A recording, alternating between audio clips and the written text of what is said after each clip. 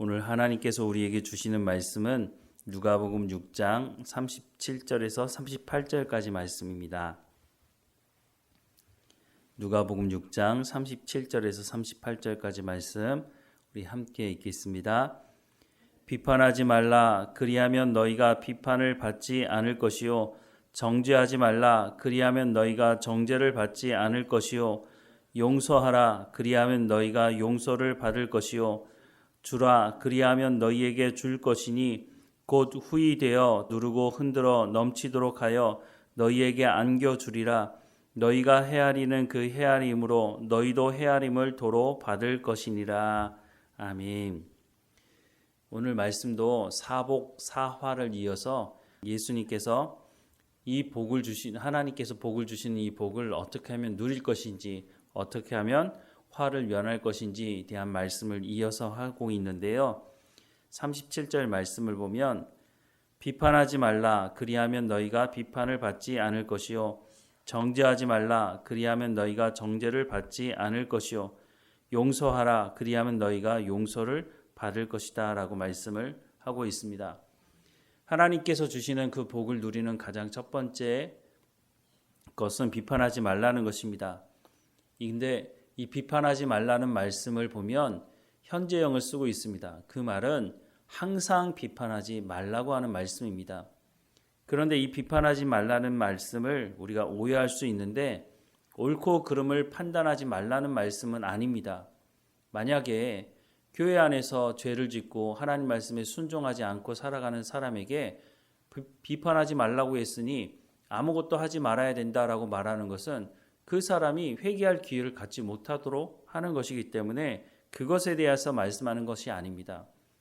교회에 보면 분명히 죄에 대한 권징에 대한 말씀을 하고 있습니다.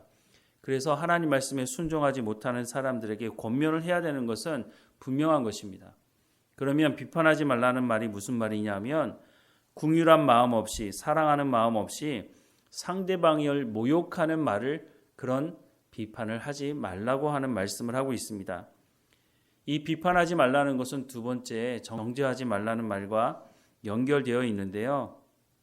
로마서 1장 32절에서 2장 3절까지 말씀을 보면 그들이 이 같은 일을 행하는 자는 사형에 해당한다고 하나님께서 정하심을 알고도 자기들만 행할 뿐 아니라 또한 그런 일을 행하는 자들을 옳다 하느니라. 그러므로 남을 판단하는 사람아, 누구를 막론하고 내가 핑계하지 못할 것은 남을 판단하는 것으로 내가 너를 정죄함이니 판단하는 내가 같은 일을 행함이니라. 이런 일을 행하는 자에게 하나님의 심판이 진리대로 되는 줄 우리가 아노라.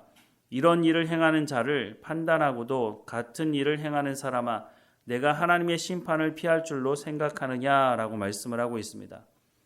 비판을 하지 말라고 하는 말씀이 바로 이 말씀을 의미하는 것입니다. 하나님만이 죄에 대해서 심판하실 수 있는데 어떤 사람들은 자신들이 하나님의 자리에 앉아서 다른 사람을 정죄한다는 겁니다. 그런데 끼리끼리 모여서 자신들이 죄를 지었음에도 불구하고 그 사람들과 함께 괜찮아, 죄를 지어도 멀쩡하잖아, 이런 식으로 자기들끼리는 그 죄를 무마하지만 또 그 사람들과 함께 어울리지 못하는 사람들에 대해서는 비판하는, 정죄하는 일이 있다는 것입니다. 이런 사람에 대해서 하나님께서 어떻게 하신다고요? 심판하신다고 말씀하고 있습니다. 그러니 비판하지 말라, 정죄하지 말라라고 하는 이 말씀을 우리는 귀담아 들어야 할 것입니다. 그리고 세 번째 말씀하는 것이 용서하라고 말씀을 하고 있습니다. 예수님이 이 용서에 대해서는 참 많이 말씀을 하고 계시는데요. 마태복음 6장 12절 말씀에 보면 우리가 우리에게 죄 지은 자를 사하여 준 것 같이 우리 죄를 사하여 주시옵고 라고 말씀하고 있습니다.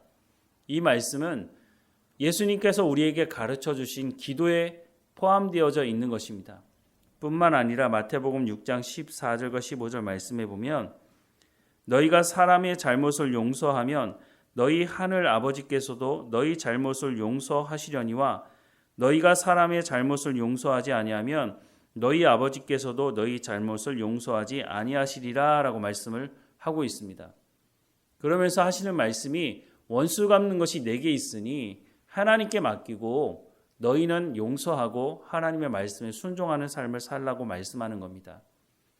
원수를 갚지 못해서 용서하지 못해서 그 마음을 품고 살면 원수는 발 뻗고 편하게 자지만 원수를 갚아야 된다고 용서하지 못한다고 하는 그 마음을 가진 사람은 마음의 병이 들게 되어 있습니다. 그러니 하나님께서 우리를 사랑하시고 하나님이 주신 복을 누리게 하기 위해서 원수 갚는 것은 하나님께 맡겨드리고 그 사람이 그 용서에 대해서 받아들이든 받아들이지 않든 중요한 것은 내가 그 사람을 용서하는 마음을 가지고 있어야 그래야 하나님 주시는 복을 누리며 살아갈 수 있다고 말씀해 주는 겁니다. 그리고 예수님께서 이 복을 누리는 삶에 대해서 마지막으로 말씀하는 것은 38절 말씀에 보면 주라 그리하면 너희에게 줄 것이니 곧 후이되어 누르고 흔들어 넘치도록 하여 너희에게 안겨주리라.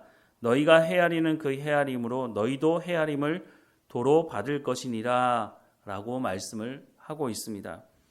너그럽게 나누는 삶을 살아가라고 말씀합니다.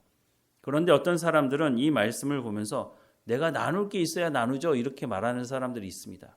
왜 나눌 게 없습니까? 한 달란트 받은 사람은 그것이 부족하다고 땅에 묻어뒀지만 그 한 달란트가 적은 것은 아니었습니다. 우리는 나누라라고는 말씀을 들으면 늘 돈을 나눠야 된다라고 생각을 합니다. 하나님이 돈만 나누라고 말씀하십니까? 그렇지 않습니다. 돈보다 중요한 게 훨씬 더 많습니다. 시간이 그렇습니다. 내가 어떤 사람과 함께 동참하는 것, 특별히 슬픔 가운데 있는 사람들, 그래서 장례식에 가서 함께 그 시간을 보내어주고 함께 예배하고 이런 것이 그 사람을 위로할 수 있는 가장 큰 중요한 요인인 것입니다.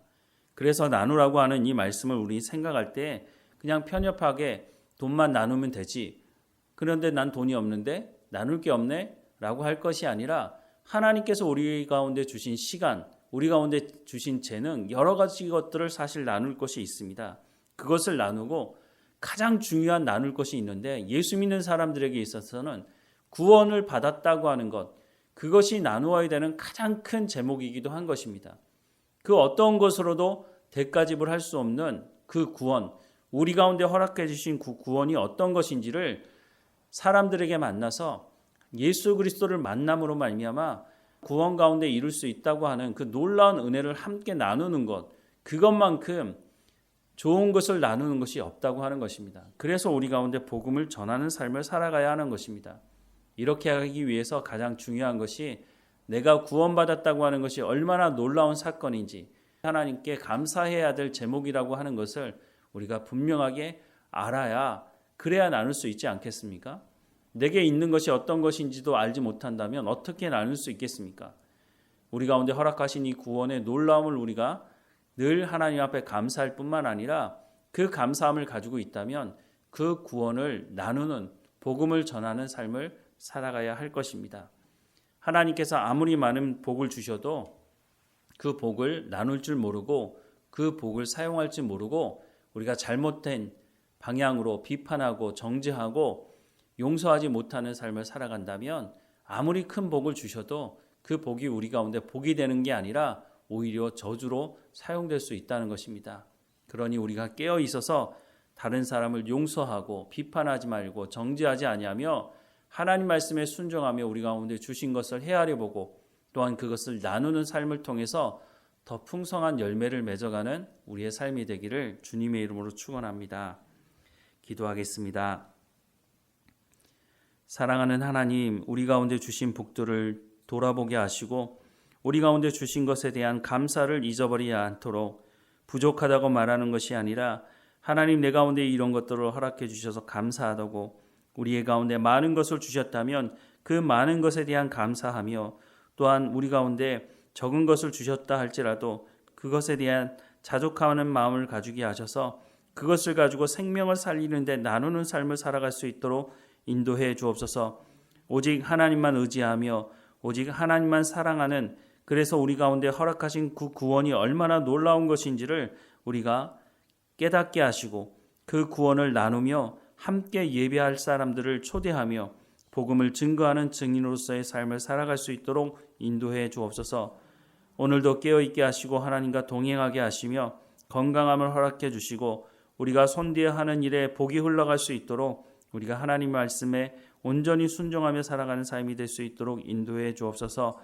하나님, 우리의 자녀들 어느 곳에 있든지 지켜주시고 하나님 말씀해 주시고 하나님이 주시는 그 복을 누리며 살아가며 감사하는 삶을 살아갈 수 있도록 인도해 주옵소서. 무엇보다 하나님 말씀을 듣게 하시고 그 말씀에 순종하는 삶을 살아갈 수 있도록 하나님 인도해 주옵소서. 오늘도 우리와 함께 하시며 우리를 인도하실 하나님께 감사드리고 예수님의 이름으로 기도드립니다. 아멘.